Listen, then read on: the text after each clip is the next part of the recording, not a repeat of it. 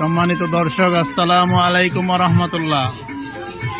আপনারা দেখতে পাচ্ছেন আমরা এই রাত 2টার সময় এই ঘাটার চর মোড়ে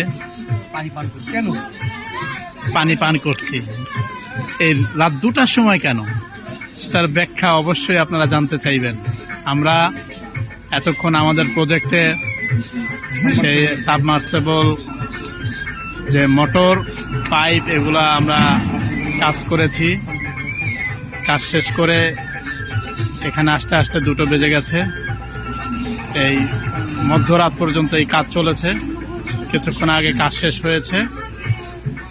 কাজ শেষ করে আমরা এখন এখানে এসেছি যার যার বাসায় যাওয়ার উদ্দেশ্যে, এবং এখানে দাঁড়িয়ে আমরা কিছুক্ষণ পানি পান করছি, কিছু চা খাবো। গলা শুকিয়ে গেছে, বুক জ্বালাপোড়া করছে। মধ্যরাত পর্যন্ত আমরা এই পরিশ্রম করেছি।